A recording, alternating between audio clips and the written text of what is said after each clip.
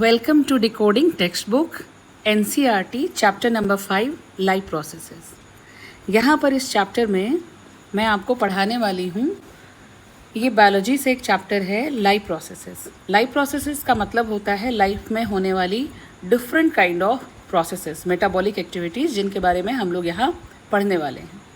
सबसे पहले यहाँ पर कुछ बातें जिनको ध्यान में रखते हुए लाइव प्रोसेस चैप्टर को हम लोग स्टार्ट करेंगे। अगर आपको ध्यान हो तो हम लोग किसी चीज़ को अलाइव या नॉट अलाइव कैसे डिसाइड करते हैं। कोई भी चीज़ अलाइव कब होती है या नॉट अलाइव कब होती है, जब हम लोग उनमें कुछ प्रोसेस को कंपेयर करते हैं। जैसे आप देखते हैं कोई डॉग रन कर रहा है, कोई गाय चारा खा रही है, कोई आदमी ज़ोर से चिल्ला रहा है, तो ये सारी जो रनिंग है, च्यूइंग है या शाउटिंग है, ये सब क्या है, सिंबल ऑफ लाइफ है ना। इस आधार पर हम लोग कहते हैं कि ये लोग लिविंग बीइंग हैं। मान लीजिए यही डॉग, काऊ या मैन, अगर ये लोग सो रहे होते हैं, कोई एक्टिविटी नहीं कर रहे होते, तो क्या हम लोग सोचते हैं कि वो अलाइव नहीं है? नहीं, हम लोग जानते हैं कि वो लाइव है। कैसे? आप उनकी ब्रीदिंग की प्रोसेस देखते हैं और आप कह सकते हैं कि नहीं नहीं वो तो अलाइव है। अच्छा, तो फिर प्लांट के बारे में क्या? प्लांट के बारे में आप कैसे जानते हैं कि वो अलाइव है? आप उनको ग्रीन तो देखते हैं और ग्रीन तो होते हैं, उनके लीव्स में ग्रीन कलर होता है। ग्रीन के अलावा भी उनमें कई हिस्से होते हैं जो फोटोसिंथेसिस नहीं कर पाते, है ना। वो टाइम के साथ वो भी बढ़ते हैं, वो भी अलाइव हैं। आप लेकिन अगर आपसे पूछा जाए कि क्या वो कुछ मूवमेंट करते हैं, सॉर्ट ऑफ मूवमेंट, तो उनमें एनिमल जैसी मूवमेंट तो नहीं होती, उनमें ग्रोथ रिलेटेड मूवमेंट होती है। यानी वो अपनी ग्रोथ दिखाते हैं और कभी कभार ग्रोथ शो नहीं भी हो सकती है ना। तो क्या हम उनको लाइव कंसीडर नहीं करते? प्लांट की जो ग्रोथ है वो विजिबली आपको नहीं दिखती है ना, स्टिल वो लोग अलाइव हैं। तो ऐसी क्या सिंबल है, उन्होंने लाइव का ऐसा क्या सिंबल, क्या प्रोसेस शो किया जिसकी वजह से आप उनको लाइव गिनते हैं, है ना। एनिमल्स, उनकी ब्रीदिंग जो आपको है वो बहुत विजिबल मूवमेंट की तरह दिखती है। आप डिसाइड कर सकते हैं कि वेदर दे आर ब्रीदिंग और नॉट। लेकिन ऐसी विजिबल मूवमेंट प्लांट में नहीं होती है। इसका मतलब क्या हुआ कि ये जो विजिबल मूवमेंट है ना, ये लाइफ के अलाइव होने को डिफाइन नहीं करती। मूवमेंट जो है वो बहुत स्मॉल स्केल पर कई बार ही इनविजिबल भी हो सकती है। जैसे मान लीजिए movement of molecule. You all are knowing about the atom. Atom is having nucleus, nucleus is having proton, they have neutron, and in the outermost orbit there is presence of electron. Electron इसकी orbit में revolve करते रहते हैं। ये सारी movement क्या आप देख सकते हैं? नहीं, ये हम लोग नेकेड आंखों से विदाउट माइक्रोस्कोप नहीं देख सकते। तो क्या ये सारी मूवमेंट नहीं हो रही हैं? नहीं, ये सब इनविजिबल इन मॉलिक्यूलर मूवमेंट हैं और ये सारी मूवमेंट नेसेसरी फॉर लाइफ है। अगर आप बायोलॉजिस्ट से पूछेंगे तो वो कहेंगे कि हाँ, एटम को बने रहने के लिए इलेक्ट्रॉन की ये मूवमेंट, प्रोटॉन का मौजूद होना, न्यूट्रॉन का प्रेजेंट होना, ये सब नेसेसरी है। ठीक है। अगर आप एक एग्जाम्पल है जो लिविंग वर्ल्ड से है और बहुत ही अजीबोगरीब तरह का एग्जाम्पल है, जिसको वायरस के नाम से जाना जाता है। वायरस कोई भी मॉलिक्यूलर मूवमेंट शो नहीं करता, कोई भी मॉलिक्यूलर मूवमेंट, उसकी शेल है ना, कभी भी कोई मूवमेंट शो नहीं करती। लेकिन अगर वो ही वायरस किसी लिविंग सेल को इन्फेक्ट कर देता है, तब उसके बाद वो लिविंग हो जाता है, लिविंग के जैसा बिहेव करने लगता है। तो ये क्या है, एक बहुत ही कंट्रोवर्शियल काइंड ऑफ लिविंग है, जो कई बार लिविंग के जैसा शो होता है और कई बार नहीं होता है। तो यहाँ पर साइंटिस्ट के बीच में बहुत बड़ा डिस्कशन है कि whether they are truly alive और नॉट। तो ये कहने का मतलब था कि कुछ तो लाइव फीचर्स हैं जो डिसाइड करते हैं कि वेदर दे आर अलाइव और नॉट। अब ये जो मॉलिक्यूलर मूवमेंट है, क्या ये हमारी लाइफ के लिए ज़रूरी है? ये जो मैंने अभी आपसे कहा कि एटम है, कोई भी एटम, मान लीजिए आयरन का ही एटम है ना, तो उसके जो इलेक्ट्रॉन है यहाँ आउटर मोस्ट ऑर्बिट में रिवॉल्व कर रहे हैं। तो क्या इनकी ये रिवॉल्यूशन, ये मूवमेंट हमारी लाइफ में कोई मैटर करती है या हमें इससे कोई फ़र्क नहीं पड़ता? देखिए, जितनी भी ह्यूमन बॉडी है ना, उनकी बेसिक यूनिट क्या है? आप सभी को पता है कि उसकी बेसिक यूनिट क्या है? सेल है। यही सेल जब ऑर्गेनाइज हो जाती है तो ये cell upper level of organisation का स्टेप बनाती है। उसको क्या बोलते हैं? टिश्यू बोलते हैं। बहुत सारे टिश्यू जब ऑर्गेनाइज हो जाते हैं तो वो क्या बनाते हैं? अपर लेवल ऑफ स्ट्रक्चर बनाते हैं, ऑर्गन बनाते हैं।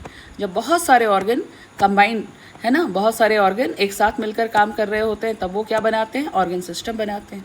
और जब बहुत सारे ऑर्गन सिस्टम किसी ऑर्गेनिज्म में प्रेजेंट हो जाते हैं या organ system, they all start to work together, then it is known as, और it is taking the shape of any of the organism.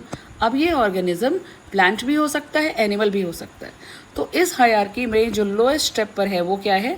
वो स्ट्रक्चर सेल है है ना। अब सेल के अंदर क्या है, हर सेल के अंदर छोटे छोटे एटम हैं। इन सभी एटम के अंदर क्या है, इनके अंदर प्रोटॉन है, न्यूट्रॉन है, और इनके आउटर मोस्ट ऑर्बिट में क्या है, इलेक्ट्रॉन है ना, इसमें इलेक्ट्रॉन है, और अंदर की साइड में क्या है, प्रोटॉन है, न्यूट्रॉन है, ठीक है। तो ये सारे जो एटम हैं और इनके जो कंपोनेंट हैं, ये क्या हमारी लाइफ में या जिस सेल को ये बनाते हैं उस सेल पर कोई इफेक्ट नहीं डालते? बिल्कुल डालते हैं, है ना। ये इनके ऊपर एनवायरनमेंट का असर पड़ता है, इसलिए ये अपने आप को ऑर्गेनाइज रखते हैं, ऑर्डर होते हैं, है ना। और अगर इनका ये ऑर्डर, इनकी ये ऑर्गेनाइजेशन, ये सेल से टिश्यू, टिश्यू से ऑर्गन, अगर ये किसी दिन ब्रेक डाउन हो जाए, तो अगर ये ऑर्डर ब्रेक डाउन हो जाए तो ये ऑर्गेनिज्म क्या टिक पाएगा? मान लीजिए ये सेलुलर ऑर्गेनाइजेशन खत्म हो जाती है, टिश्यू नहीं रहता, ऑर्गन नहीं रहता, तो क्या ये ऑर्गेनिज्म, एनिमल या प्लांट जो भी हो, क्या ये कंटिन्यू हो पाएगा? नहीं ना। इसलिए ये जो एटॉमिक मॉलिक्यूलर मूवमेंट है ना, that is must to sustain the life of any organism, है ना। इसको ऑर्गेनाइज रहने के लिए बहुत ज़रूरी है इनकी मूवमेंट। अगर मान लीजिए बहुत सारे लिविंग क्रीचर, उनकी बॉडी में रिपेयर, मेंटेनेंस ये चलता रहता है, तो ये सारे मेंटेनेंस और रिपेयर के लिए उनको क्या करना पड़ता है? इन सब के लिए वो मदद लेते हैं, उनकी बॉडी के अंदर जो मॉलिक्यूल है, ये सारे मॉलिक्यूल उनकी बॉडी में तमाम समय घूमते रहते हैं, और जहाँ जैसी रिक्वायरमेंट हो वहाँ पर जाकर अपनी कंट्रीब्यूशन देते हैं। जो मेंटेनेंस प्रोसेस है हमारी लाइफ का, जो हम लोगों की ऑर्गेनाइजेशन या किसी ऑर्गेनिज्म को कंटिन्यू रहने के लिए किस तरह की मेंटेनेंस की प्रोसेस की ज़रूरत पड़ती है, क्या क्या लाइफ प्रोसेस एक्चुअली एग्जिस्ट करते हैं। देखिए, सभी फंक्शन को मेंटेन करने के लिए या कुछ हम लोगों को कोई विशेष अलग अलग ऑर्गेनिज्म के लिए कोई अलग लाइफ प्रोसेस नहीं पढ़ना, बल्कि लगभग सारे ऑर्गेनिज्म, ठीक है, even when we are just sitting in class, when we are just asleep, this maintenance job has to go on. ये जो मेंटेनेंस की जॉब है, अभी जब आप मैं पढ़ा रही हूँ और जब आप पढ़ रहे हैं, इस वक्त भी मैं टीचिंग के प्रोसेस में हूँ, आप लर्निंग के प्रोसेस में हैं। हो सकता है कि आप लगभग अस्लीप मोड में हो, लेकिन इस वक्त भी आपके शरीर में इस लर्निंग के साथ साथ जो एक और प्रोसेस चल रहा है, एक और जॉब आपका शरीर कर रहा है, वो क्या है? मेंटेनेंस का जॉब। वो लगातार चलता रहता है ना। सेल्स उनकी ब्रेक डाउन होती है और उनको रिप्लेसमेंट मिलती है। तो रिप्लेसमेंट कैसे मिलती है? जब नया सेल नए मॉलिक्यूलर अरेंजमेंट के साथ आता है, तभी तो ये मेंटेनेंस का काम हो पाता है, और यही मेंटेनेंस जो है वो लाइफ प्रोसेस का एक पार्ट है।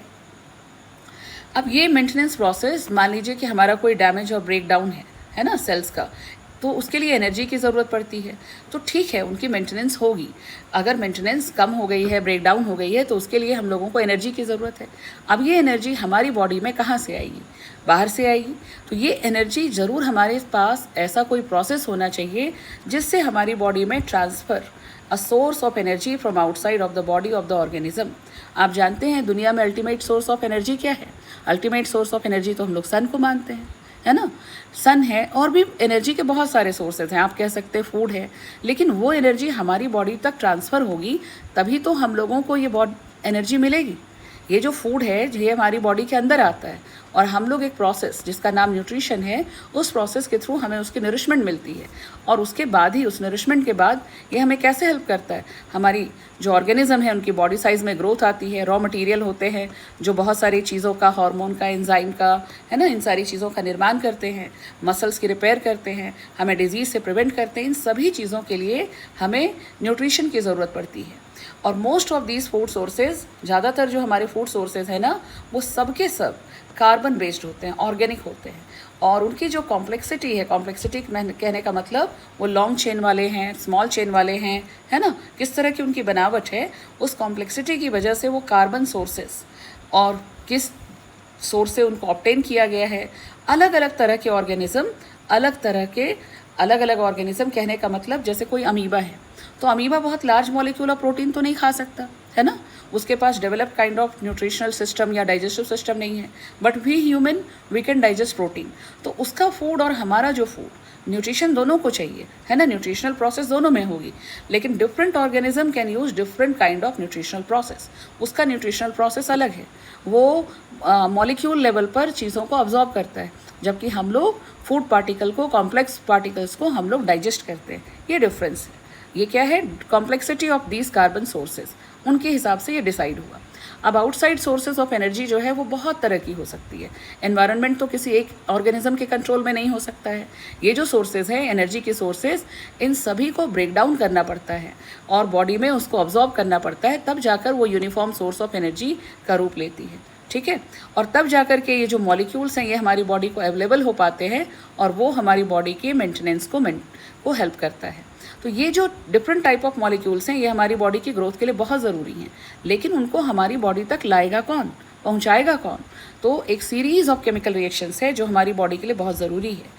आपने केमिस्ट्री में पढ़ा था, मैंने अभी लास्ट अपनी जो वीडियोस अपलोड की है उसमें मैंने ऑक्सीडाइजिंग और reducing both the kind of reactions के बारे में समझाया है। तो ऑक्सीडेशन रिडक्शन सिर्फ केमिस्ट्री में नहीं होता, ये ऑक्सीडेशन रिडक्शन आपको अपनी normal life, biological life processes में भी देखने को मिलता है। बायोलॉजी के वर्ल्ड में तो बहुत सारे ऑक्सीडाइजिंग और रिड्यूसिंग रिएक्शंस ही हैं जो बहुत कॉमन टाइप के हैं, जहाँ पर ब्रेकडाउन ऑफ मॉलिक्यूल हो रहा होता है। अभी तुरंत मैं आपको इसका एग्जाम्पल दूंगी तो आप समझ जाएंगे। Many organisms use oxygen source from outside the body, मतलब बहुत सारे ऑर्गेनिज्म ऑक्सीजन को अब्जॉर्ब करते हैं अपने एनर्जी के लिए। ये जो प्रोसेस है एक्वायरिंग ऑक्सीजन जिसमें वो अपनी बॉडी के बाहर से अपने अंदर लाते हैं और उसके बाद उसको डिफरेंट लाइफ प्रोसेस में इस्तेमाल करते हैं। लेकिन उससे पहले उनको क्या करना होता है, उससे पहले उन सभी को उन्हें एक प्रोसेस में जाना पड़ता है। अगर आपको मालूम हो, आप जो भी न्यूट्रिशन, आप जो कुछ भी खाते हैं, they all are being digested and being there in the form of glucose. Glucose का फॉर्मूला क्या है, याद कीजिए, फूड या ग्लूकोज का फॉर्मूला क्या है, C6H12O6। When it is combining with oxygen, ये ऑक्सीजन आपकी बॉडी में कहाँ से आया, ये ऑक्सीजन आपकी बॉडी में रेस्पिरेशन से आया, ब्रीद इन से आया। देखिए ये फूड है, ये आपने इंजेस्ट किया, निगला, डाइजेस्ट किया, और ये ऑक्सीजन कहाँ से आया, ये आपने ब्रीद इन किया, रेस्पिरेशन किया। अब ये जो ग्लूकोज है दैट इज बीइंग, देखिए यहाँ पर प्रेजेंस ऑफ ऑक्सीजन है।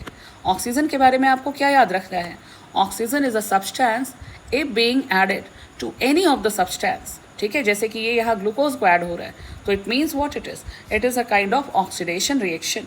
And as a resultant, what will be produced? As a resultant, there will be production of what? There will be production of this substance that is known as CO2 plus H2O, and then there will be production of a lot of energy. This energy you will be knowing, it is being prepared in the form of what? It is being prepared in the form of ATP molecule. ATP क्या है? जैसे आप अपने पैसे को कैसे count करते हैं, you are counting your currency in term of rupees. आप अपनी करेंसी को कैसे काउंट करते हैं, इन टर्म ऑफ रुपीज़, रुपए के रूप में, कि कितने रुपए आपके पास है, कितने रुपए आपने खर्च किए। इसी तरह से सेल जो होता है वो अपनी एनर्जी की काउंटिंग है ना, वो अपनी एनर्जी की काउंटिंग, उसकी जो करेंसी है वो ATP है। इसका फुल फॉर्म याद रखिएगा, एडिनोसिन ट्राइफॉस्फेट, है ना। इसका फुल फॉर्म क्या है, इसका फुल फॉर्म होता है एडिनोसिन ट्राइफॉस्फेट। ये मैं आपको लिख कर बता देती हूँ, इसको आपको याद रखना है।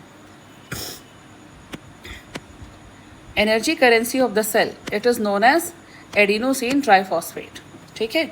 और जस्ट अ मिनट, ATP है ना, what I told you about ATP that is having full form, it is known as what? Adenosine और एडिनोसाइन ट्राइफॉस्फेट। आप नाम से समझ गए कि इसमें फॉस्फेट के कितने मॉलिक्यूल हैं, फॉस्फेट इसमें